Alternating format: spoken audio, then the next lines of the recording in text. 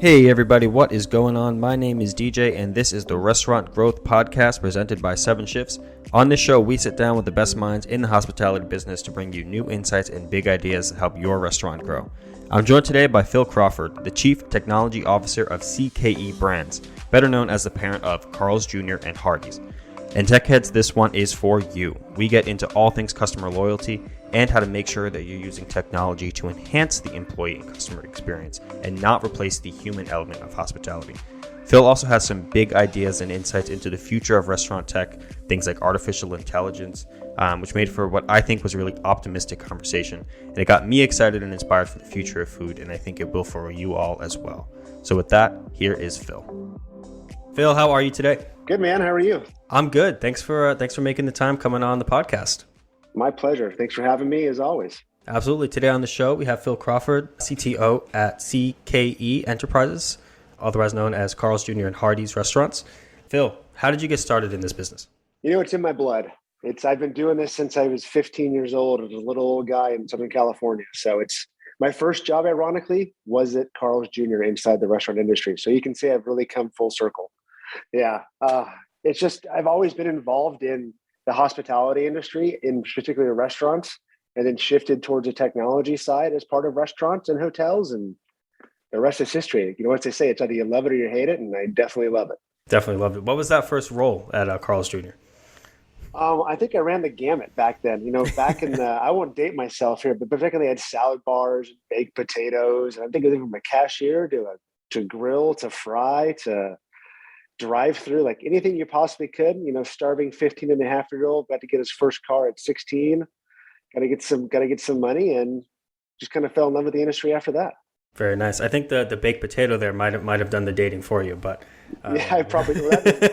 I'm sure my colleagues and peers are listening, saying salad bar. Wow, that wasn't back until that decade. I'm like, great, thank you, I appreciate that. There you go. But yeah, so how did you jump from going from actually working in the restaurant to the technology side of it? Is it something you studied in school, or was it more of a natural jump? Actually, a little bit of both. So school, obviously through college, and then past college, post college, and graduate school, but also kind of just always a tinkering. Like my parents always kind of threw technology and computers in front of me. So again, I'm gonna date myself.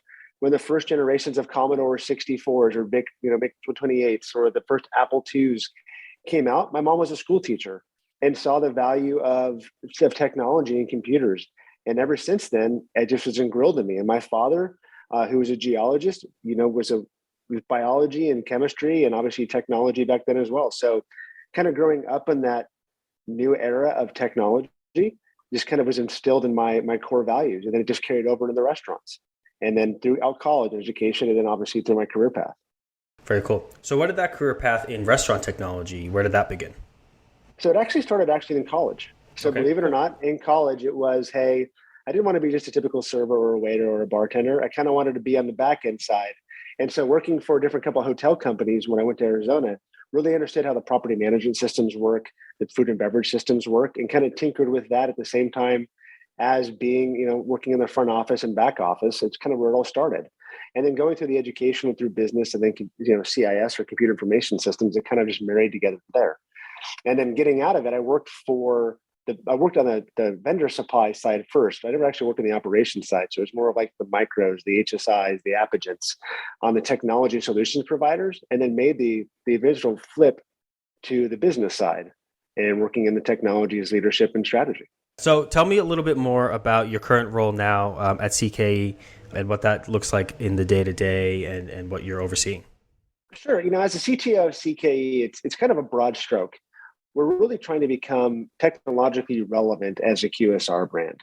And my role in anything from foundational work from point of sale to networks, but also more of the strategy stuff with AI and machine learning, really kind of take the brand forward. Working with my partners in the leadership team, primarily Chad Crawford, no relationship, by the way, our chief brand officer, and really kind of to bring this digital world to our consumers. And so really it's thinking stuff of what our competition's done right and done wrong, and only kind of forge ahead of what makes best for us, but fits our brand. Because it's so easy to go and say, I want to be like Chick-fil-A. I want to go be like XYZ company, but you really can't be. You kind of have to see how it falls in your own ecosystem, but also your own culture and how actually your guests want to work with you in those new mediums. And so really that's kind of where the strategy and the leadership come together. So not so much looking to what other folks are doing, but looking within, seeing how, knowing that you want to be technologically there like the other brands are, but not doing it in the same way that they are. Yeah, because everybody can always go say and read the NRN or different applications that are out there on the net that says, hey, this company's doing this and this company's doing that. But sometimes it's great for them, but not good for us. So we have to really look at our own DNA and say, we're really about the quality of our product in the QSR segment. We really want to take care of our employees. We really want to have the best guest experience. And sometimes a little actually means a lot more. Sometimes more is less. You know what I mean? Or less is more, depending on how you actually look at the equation. And everything that we do really has to look at a 360 view because we're a heavily franchised organization versus just corporate. So having that buy-in is extremely important, but also really running it through its the cars in the background. I know, all good. But really having it run through the gamut is the key to our success. Test, and make sure you get right before it goes to market. What were some of the things that you looked to as part of CKE, the core values of the brand, and how that translated into some of the technologies that you're using? Yeah, really, it's about exceeding the customer experience, right? We kind of had this premise going in our business as we looked at technology is how to create a frictionless environment for our guests. We want to be able to allow them to interact with us on their own terms, by their own means. Typically, in the past, we never had a digital ecosystem. So it was always through a drive-through or walk-up counter. So when we decided to go ahead and rebuild that entire platform digitally, is how do we have those same steps for our consumers, but make it easy for them, right? That's first and foremost. And then second of all is listen to the consumer of what they want. And so we did a lot of actual regression testing and taking some individual insights in order to build the ecosystems we have in place. But even more importantly, listening to our employees, listening to our franchisees, because they're your best advocates and they're also your best adversaries at the same time. Yeah. One of those things and one of those technologies is a loyalty program, which have really kind of seen a huge explosion in the past few years. I remember just a couple of years ago, I was working in coffee shops, and the extent of loyalty program at a QSR was a punch card. You buy 5 cups of coffee, 10 cups of coffee, you get a free cup of coffee. But now everyone has an app, everyone has a loyalty program. What's been behind that surge, in your opinion, from your perspective, these past few years? I think it's the advent of the consumer becoming smarter with technology. Everybody has a smartphone. Or I should say most people have a smartphone nowadays, right? And then leveraging the convenience of having that information at your fingertips. I mean, how often people carry a pocket full of cash and cards anymore, right? It's all on their phone. And vice versa. We've all been there in the past. Heck, I probably still have punch cards as well that I've never used and redeemed. If I can digitalize it, right? And then I can, more importantly, from the consumer standpoint, have it at my fingertips, it's great. But from the business standpoint, now I can really understand that consumer because they're giving me their data. They're giving me their habitual habits. They're letting me take real estate on a very valuable device. So I have to honor that and hold it true so I can understand how to engage with them on their terms. And naturally, the pandemic has exacerbated and accelerated, I should say, that shift towards the phone. And I think a lot of brands have revamped their loyalty programs in the past few years, for sure. What's that been like with you guys? Well, interesting is we never had a loyalty program. So we didn't have to revamp it. I know, it's crazy. Wow is the right word. When I said the same thing, I'm like, never, ever? Not even a punch card? We had some SMS things, but that was independent franchisees. But no, so having nothing and coming into a digital age was a lot easier for the adoption of the consumer. It's funny, if you ask the question, would you ever do a punch card, or a digital ecosystem 5 years ago, you probably have a different answer. But nowadays, because people have shifted so well, if we were to launch tomorrow with a punch card, we'd be laughed at, right? Like right now, it's all about that synergy with the guest because the technology solutions that are out there really are so robust. They can do anything you want from a QSR standpoint or a restaurant standpoint, but you can also make it more simplified and defined just for your organization. Like our campaigns are stars, hence Happy Our Star logo makes sense. It's a very simplistic program. And the idea behind that is to make it simplistic for the guest to use. There's no reason to overcomplicate it. Yeah. And it's familiar with what they're looking for. It's maybe similar enough to other programs that it doesn't seem like it's all this crazy thing, but it's very much still, with the brand. Yeah, it's an earn and burn, right? The more you spend, the more stars you get, the more you redeemed right? And you get rewards. And we also ton into offers. So if you join our My Rewards program, you get special offers on the digital ecosystems only, the digital platforms. And the idea, if you want to reward our guests for coming back and being patrons, and they think really that's the genesis why you see so many different restaurant chains moving to that system. They want to reward their guests, but there's also monetary financial gain as well. We want people to come back more and transact with us more, or invite them to come back during different off periods and give them incentives to do so. I mean, we're not coffee, right? I'm not having my Starbucks 3 times a day, and that's a habitual purchase. We want to drive folks to come back and experience the different parts of our day parts than that used to. Absolutely. Yeah. And just thinking about that too, thinking about like how different brands approach things differently. Starbucks has their stars system, and, I can add my syrups and I can customize my drink with my stars. And that's very much a Starbucks thing to do. Are you doing anything similar with your brand, or is it mostly just like stars and, simple, like you said, earn and burn? It's simple earn and burn to start. Again, it's so new. We just launched it on March 23rd. So, we are 6 weeks into this, right? And it's learn, and learn. But more importantly, it's listen. So our guests have been amazing fans of it and are giving us amazing feedback so we can make the proper shifts in the future. There are things down the lines that our digital IT and marketing teams might want to come out with. Like if you're a My Rewards level 2, for instance, maybe you get free bacon on every burger. Like, I don't know, who doesn't love bacon? Right. Incentives that you potentially might do.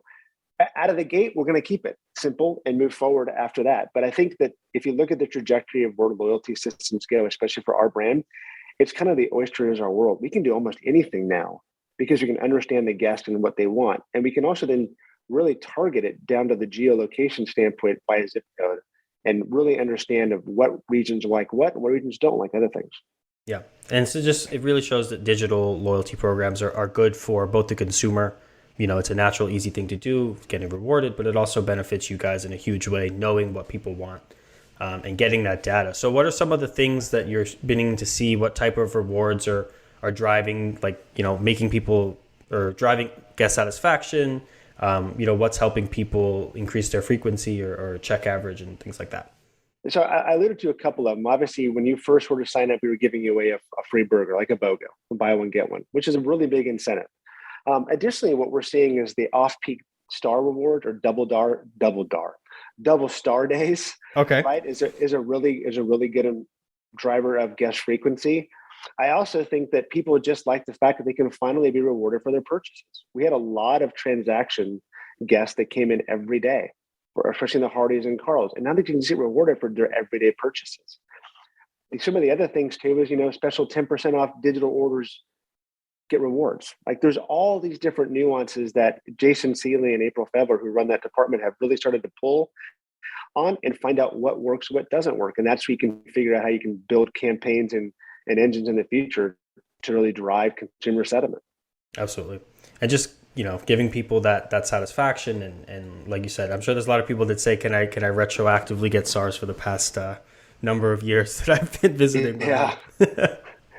And we also made it easy too, right? We out of the gate made the ability, if somebody let's say people were to order and they forgot their phone, or they walked in and they said, hey, oh my gosh, I didn't order on the phone. We still gave the ability to scan the receipt and get the rewards after the fact. Right? Very nice. Very simplistic things that some of our competition has done, because people make mistakes and they forget things, number one, but also we want to make sure they get rewarded for their habitual habits and purchases. So we built it both ways. That's very cool. Just like scanning the receipt of, maybe I left my phone at home or I left my phone in the car. People don't really leave their phone at home anymore. That's like, they don't. That used to be a thing. I used to do that all the time, but.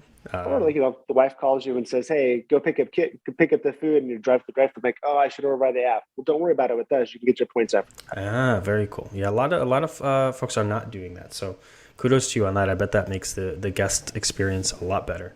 Yeah, absolutely. Speaking of, just curious, with loyalty programs like this one, what are you seeing some kind of maybe the myths surrounding them, or where can they maybe go wrong, either for the guest experience or for the restaurant itself?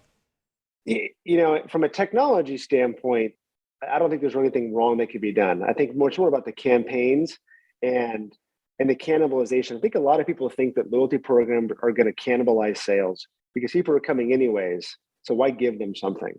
or vice versa. Some brands think they're too good for loyalty programs. They don't need to have a loyalty program. Well, I think in the day and age of the consumer that has so many choices out there, right? You kind of have to do something. But more importantly, I think from the technology side of it, I really want to understand who my guest is. Because it's not just about offering somebody guest, it's also how it drives product innovation and site location, right? And how we build restaurants and how we engage with guests. That to me is really the crux of loyalty. It's all about getting the data and understanding who our people are we want to take care of. It's also kind of cool too from an employee engagement standpoint. In this day and age of our labor crisis, we'll call it in the restaurant industry, those brands that are evolving in technology and may have loyalty programs or may have other digital ecosystems that have been started up, become the cool place to hang out and work for. So it's kind of a catch-22. I think the number one thing people need to watch out for loyalty, and again, I kind of alluded to it earlier, just keep it simple, right? There's such complexity you can build with these, but the average consumer doesn't want complex. They want simple. And just making it easier for them to use, frictionless, like you mentioned early on. And apps, of course, are the best way to do that. But also giving them, like you mentioned just before, to like different ways to approach it. If they need to scan the receipt or, getting things like that to make sure that their loyalty is honored. Correct. And I also think a tangent on that is also, if you look at the consumer that emails you or contacts you via the app, there's a loyalty program member and says, I didn't get my stars, I had a bad experience. I now have that one-to-one relationship with them, and you have a better opportunity to make them happy once again. No pun intended with the happy. But with loyalty programs, I understand who you are. Without a loyalty program, you may never come back because I have no way to re-engage with you. And these ways we actually do. Yeah, absolutely. And, I think too, it's almost the loyalty programs, not only are they giving people a better experience, they're really helping the business. It's almost like you can't not do it from a data standpoint in the QSR space. You have to do it in our space. I think I'd almost say any restaurant that wants to understand the data and understand how consumers interact with them have to have a program to capture that information. Right. And you can't just ask people for that data, right? No, you can't, because the privacy laws that are out there right now, they want to be rewarded because your data is worth something. Absolutely. Right. And that's been very, very well, tried and true with Apple or Nike, or Amazon. Like I love the days in the future where I can walk into a retail store, I won't name the brand, and they know exactly because of my apps on their phone. They know exactly who I am. They walk up and say, hey, Phil, good to see you again, with some kind of facial recognition. Here's your entire history. And I never have to really do anything. They know everything more about me than I know about myself. Like that's where this all needs to get to in the crazy science fiction days we're going to live in the future. But that truly is like the next generation loyalty. Absolutely. And I do want to ask you about that for sure towards the end, but okay. I'm curious to know as well, you mentioned from an employee engagement standpoint with these loyalty programs and apps, do you mean like keeping your business more modern and more of an interesting place to work? Exactly. Okay. So there's different things that we're playing inside the restaurant. So if you take a look back in the last 3 years, we didn't have any kind of technology in play. But now we have an app and mobile ordering, and we have loyalty, and we have restaurants with artificial intelligence drive-through, and we have robotics in some restaurants. Like we're becoming kind of the cool kids. Like who doesn't want to work with a cool kid place? And so really that is an enticement to keep our employees happy, number one, but also number two, to make us relevant with the different consumers, but also more importantly, the employees. If you ask some of the restaurants that didn't have it before and have it now, like they understand how the technology makes their life easier. It takes away the complexity, which is what you want to hear from your teams. True. And it also makes the employee experience a little easier too, when people can order on their app if they want. They're just picking things up. Makes it more seamless. That's something we're seeing too here with Seven Shifts, is just like the more modern businesses have these technologies both for employees and for guests. And it's like they're the ones that are leading the charge from a technology standpoint. And I'm curious to know what you think too. I was talking to Danny Klein, editor of QSR FSR, last week about this too. Loyalty programs and how maybe for independent restaurants, there may be a little bit out of reach. My neighborhood bar and grill is not going to go develop an app and have a rewards program and all of that. But I'm curious from your perspective, what you think the smaller groups can learn from the bigger groups like yours when it comes to loyalty, and how they can implement similar systems in more of a local setting. Yeah, I think a lot of the local bar and grills, or other different restaurants or retail chains could actually run it all through their point of sale systems, right? A lot of the next generation point of sale systems already have a built-in loyalty engine. You look at the Squares or the Rebels or the Toasts, right? They have built-in loyalty engines out of the gate that do service to single unit operators, right? That just gives some basic form of a loyalty, or at least some basic knowledge. You can even tie it back into like Resi or OpenTable with reservation systems, right? To know who's coming back and the frequencies. There are ways to beat around the loyalty game against the big guys. But again, understand your local consumer is more important than trying to compete with the 3,000 store restaurant chain. I think that if you can leverage what you have in place, or if you don't, maybe there is an SMS loyalty system campaign out there that's off the shelf. Maybe there is a tertiary solution that could be out there where somebody scans a QR code. You've seen them like it.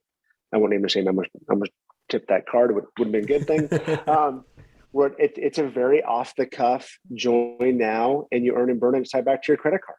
Like there's different ways to do it. And I think everybody, if they really want to try to monetize that, should at least take a look at it. Again, it may not fit that business. I remember the old days, you should walk into a bar and say, "Hey, Phil, here's your bullet on the rocks." And you walk in and go, "Hey, Steve, how's it going?" Like those kind of personal relationships in some settings can't be replaced with loyalty, but in some places they can. But also those types of places I think are more conducive to those relationships with people, the more informal, maybe offline versions of loyalty, right? That you can't necessarily replicate with technology. Something you mentioned, I'm curious, AR-driven drive-through. Tell me a little bit more. AI. AR that'd be a little weird. Yeah, accounts receivables with a drive-through, right? my finance guy's not like that. Might be kind of fun. So we're actually partnering with a couple of different providers here around the nation, both at the corporate and franchisee levels, that basically does artificial intelligence to the drive-through. So you pull up through a drive-through, you're actually not talking to a person. You're talking to a robot, in essence, or a voice that takes our voice, converts it to text or data, and injects it to the point of sale system. Think of you talking to Siri or your Google or your Alexa and talking to it and placing an order. That's exactly the same kind of information we have going into our restaurants. And there's rather large restaurant chains that are doing it now because of the mundaneness of going through a drive-through order for employees was an opportunity for us to re-engage our guests, but more importantly, kind of do labor savings or kind of do upsells or kind of have consistency. And the success has been amazing. Like the technology has evolved so quickly over the last several years with the advent of artificial intelligence and voice to text recognition that it has really streamlined this whole new business line for a variety of different providers out there. And we're seeing some great benefits out of it. That's amazing too. And I think from an employee experience standpoint, like you said, come work for us. You'll never have to take a drive-through order on a headset. Yeah, right? It's true. Like we've actually surveyed our guests and our employees. Our guests love it because the order accuracy is there. Our employees even love it even more because the interaction's now gone. It takes away that mundane task and they can focus on what they do best, which is making the product and giving that smiley, warm face when you hand out the product out the window. Absolutely, yeah. And not asking what'd you say? Let me repeat that over the radio the whole time. Exactly. Or the dude, where's my car? And man. And then. Or dealing with that too. Yeah, I didn't even think about that. The people that like to prank the drive-through radio. Exactly. And robots too, you talked about. Is this like the Flippy thing or what's the use case there? We've talked to Miso, which is Flippy. We also have some different integrations on the beverage systems. You may have seen them at some other QSRs, where they're automatically filling the drink dispenser systems with your beverage of choice and ice and so forth. That's the kind of automation we're getting towards because, again, it's a lot of the mundane tasks that can be replaced with robotics. Absolutely. So instead of trying to get a robot to flip burgers, get a robot to take orders and to fill drinks instead. Is probably a little more achievable in the short term and maybe a little bit more scalable too. It definitely is also a little more economical as well. Yes, I can imagine. Yeah, I'm curious too, like what, with your background in technology, what's something maybe in the restaurant technology space that's really surprised you, something you hadn't thought would be possible? That's a great question.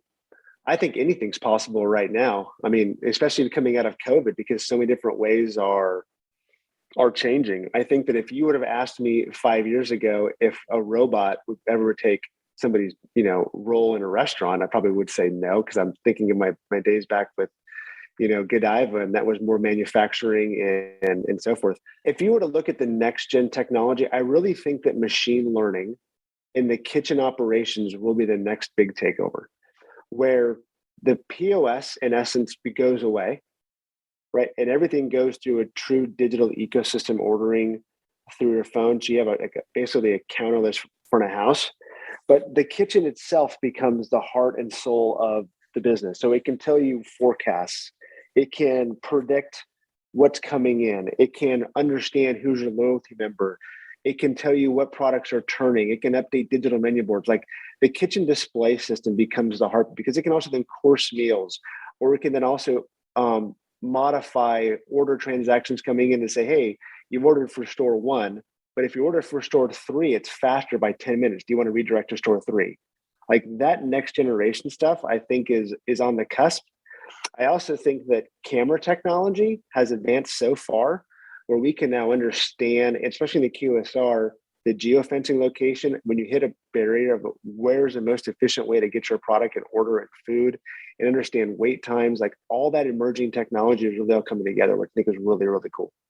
That's awesome. So shifting kind of the brain center of the restaurant from the POS to the KDS. So maybe, for example, you fired your last, I hope you don't run out of burgers, right? But let's, for example's sake, you fired your last cheeseburger, and then it just updates the menu board for you without you having to do anything about it. Like that would be maybe an example of that. Yeah, and then you take it into purchasing, right? Immediately say, oh no, I need to order 4 cases of product, and that goes right out to your Cisco or your US Foods automatically, right? And places the order for a drop shipment, or when you hit criticality par levels, like it's all automated. So all the human basically there is producing the final food. And there's even technologies now that will scan the food before it gets going in the bag to make sure what's going in the bag is correct. Like it's blowing up inside the 4 walls, which is great to see. I like the idea of having the more technology involved, because it should make life easier. It should make technology should be a tool for evolution, not revolt is a better way to say it. I feel you with that for sure. And just thinking about looking back and people worried about restaurant jobs being replaced with automation and things like that. But it seems like what I'm seeing from operators like yourself and the other ones on the cutting edge of technology, it's leveraging the technology to make those mundane tasks, like you said, not even a part of the role anymore, to the point where hospitality work for the employee just becomes about the guest interaction, making a great experience for guests, and not having to worry about all of that kind of like chore work and the mundane stuff and the ordering and the all of that. Yeah, I mean, look at the airline industry. There's a great example of that entire ecosystem and eco life change, right? Yeah. Before we used to go walk to a gate agent or a travel agent or whoever it was and actually do all this interaction. Now we do it on our phone, talk to kiosks. Yeah. Right. If we have to have an interaction with somebody, that person's pretty happy behind that counter just to take your bag and say, here's your copy of your boarding pass, have a great day, and take off. I think that's what we're getting into with our industry shifting and pivoting. Now, we do have, we never want to have a technology replace a human. That's not ever our intention. The technologies are to enhance their role and enhance the guest experience altogether, all in one fell swoop. If we do this correctly, everybody can win and play in the same 4 walls, right? And that's the overall goal we can do, because the technology should be an enabler, not an inhibitor. And I'm a big believer in that phrase, and have been following it for a long time. Absolutely. It's so funny you mentioned that. I just took a trip with some friends out to Yellowstone, actually. And, we got on the plane, I scanned my boarding pass, and I said thank you to the person at the desk, and I walked on the plane. And my friend said, why'd you say thank you? You scanned it. Yeah. And I was like, I didn't even think about that. It's funny. I mean, if you talk about your airline, I mean, the pilots don't fly those planes, right? The computer flies it for most of the time, and maybe they're just there just in case the computer wants to take a break. I don't know. I'm not a pilot, but it's the same thing. You're kind of it's the hospitality person in you, and utilizing that and giving somebody the time and day just to have a smile and say thanks. It means a lot to people. Yeah. And you mentioned airlines, and I like to ask this question because I'm so curious. Everyone has kind of a different opinion, but Why is it that restaurants and hospitality seem to be so much further behind when it comes to tech adoption than other industries? I think it's mainly just in the States, to be honest with you. I've had the privilege to travel the world in my previous role, and I really see other restaurants in other, Asia Pac, overseas, Europe, EMEA, that really have restaurants far ahead of us in the United States. I think the US itself is just behind adopting the technology. I think if you go to, any part of Japan or China, you'll see the next generation stuff for artificial ordering and robotics have already been played there for years. We're just now catching up. I just think here we're just always a little bit slower to take the risk. We're more risk adverse. We kind of like our old ways. I remember back in the day when nobody ever wanted to have a credit card or a chip and pin, right? Or pay with your phone. Like, this stuff's been around forever over there, as you see. I think it's just our lack of adoption hasn't been really forced upon us. And because of COVID, like everything, it kind of just forced our hand and was a catalyst for change and rapid adoption. So just kind of a more general slow to adopt here in the US. But yeah, like, when QR codes first started popping up early pandemic, I remember reading articles like, well, they've been doing this in Asia for years. Like, this has just been what it is. Order and pay at the table, and that's how it's been. And I'm like, I had no idea. This seems so novel, but turns out it's really not. We live a very sheltered area here in the United States sometimes, which is why everybody should go out and travel the world and experience different dining and hospitality around, because you might actually find something you can bring back home. Absolutely. And there's so much we can learn from other cultures and how they operate their restaurants. Absolutely. Yeah. Getting kind of close here to time, but I'm curious, what are some things you're excited about from a technology standpoint right now? Something that you're like, maybe it's in the early stages, anything you can share, but like cool things that you're working on with CKE, stuff that you're excited about. Oh, I mean, honestly, I think I nailed the AI is an absolute game changer for us. I mean, it's a hot topic at our board meetings. It's a hot topic at our franchise associations. I've talked in a couple different panels and podcasts about it. Really, it's going to be the game changer for our industry as well as the robotics. I really am, though. I think the machine learning and big data. So we've also done some really great work. I have a couple amazing people on my team, Ryan Mollenkoff and Dave Collins, on the data science and the infrastructure on Snowflake and Tableau and Domo and all these different reporting utilities. So often in the past, the restaurant industry has been more about just reporting out, right? And not actually doing any kind of modeling. And so these kind of new tools where we can take all this tertiary data in from all the different systems and start modeling out and forecasting more accurately, especially with the supply chain constraints and labor constraints and sales and inflation and all the other factors, really gets us a better handle on our business. I think you add those three things together, the AI, the robotics, and the data science. I mean, that stuff that just, you talk about jazz hands, I get jazz hands just thinking about it. Like, it's awesome. And somebody asked me, the other day, like, what keeps you up at night? I'm like, nothing worrisome keeps me up at night. It's all the exciting things that keep me up at night. Like, how can I learn more and absorb more and see where this can take our industry and, more importantly, CKE into the future? Absolutely. And with the AI, beyond the drive-through, where are you looking at, where are you seeing the use cases for implementing that? Even in an app, right? Instead of actually using an app to order, like, you open up that Carl's or Hardees app and you call your order into the app and it places it for you. Even inside the four walls. Let's say somebody were to say, hey, on a headset, hey, 86 curly fries, right? To the headset, it then talks to the point of sale system, talks to your menu boards, right, and reverses that flow. Or it says, hey, back at Office Solution, order cheese, and it orders a cheese. Like, all these different things where it can go to is amazing in technology that's just now coming to our forefront. But in manufacturing, it's been there, right? It's been there in other parts of the world. We haven't really adopted it. And this is the opportunity for us too.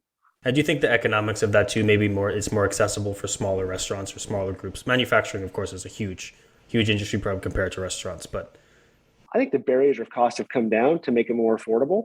I mean, also, again, I'm blessed to work for a large organization that has, funds able to do this. There's some smaller chains that would love to do it, just can't afford it. So I sat in a panel at RFIS, and the gentleman at Cowboy Chicken said, we'll let you guys figure it out and just let us know when it's ready to go so we can adopt it, which I love being in that position, because then we can actually work with the providers to make an end-to-end solution for everybody to utilize, whether it be QSR or all the way to fine dining. So let me know when there's a SaaS company that can do it for me. Yeah, you got it. Exactly. Sounds like a business idea, doesn't it? It does, right? It's pretty good. Maybe we'll talk about that offline. But yeah, and then my last question really is more like a pie in the sky, but you kind of alluded to it. But like, 2032, that's 10 years from now, right? What do you think is going to be like the norm from technology? What are you excited? Like, what's keeping you up at night with those kind of like really big, huge possibilities? I think in 2032, and this is going to sound very science fiction, AI again, scary, is that your day-to-day thinking process about where you go to eat, how you prepare your food will all be taken over by some kind of machine inside of your phone or your device that'll kind of plan your day for you. Like it'll know more about how you run your day. I go to the gym at 4 a.m. I get my coffee here. I get my lunch here. I need to order this. Like everything's become so automated, it takes a human thought process out of it. I mean, I think we're going that route. I think even Elon Musk, it talked about some of these things and that venture. I really do believe that that's where we're going as a society, that we're leveraging so much on the convenience of having machinery or robotics or machine learning do so much for us that it'll eventually get into our day-to-day lives as much more than it already is now. I'm probably dating and exposing myself with this one, but it makes me think of an old cartoon. It was a Jimmy Neutron, and he invented a drive-through where it just scans your tongue and it knows what you want to eat and it just makes it for you. Yes. It's just I was back in a previous episode. I'd love to make a scratch and sniff app where you want to scratch the phone and smell like the cheesecake, whatever it might be. Yeah. It's almost like look at the Jetsons, right? You want to date my era? Like look at the Jetsons who were flying cars and living in the clouds. Like it's coming. Like it's just gotta. You don't fight it, adopt it, but just realize that it has to be within moderation. What you don't want to do is have like iRobots running around and Series 5 taking over the world, kind of a bad thing. Then we have a really apocalyptic time in our hands. Naturally, we have bigger things to worry about than ordering burgers and things like that. But we definitely do. Yes, but take it back down to earth. I think back to 2022 rather, just like embracing the smaller innovations that we have, like you said, the robotics that are filling drinks, the AIs that are helping out with these things, and not being afraid of them, really. And just kind of seeing what they can do for your business, because it makes the employee experience better and it makes the guest experience better.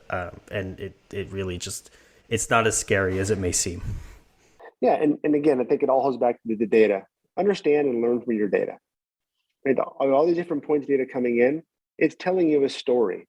Sometimes it's harder to read the story, but just try to understand the story and make business decisions based off of true raw data. And with that, Phil, I think that's all the time we have for today. But I really do appreciate you coming on the show today, sharing so much about what you guys are doing and getting the conversation about all this exciting stuff going. My pleasure, Dominic. I enjoyed this conversation immensely. It was fun. Good. I'm glad.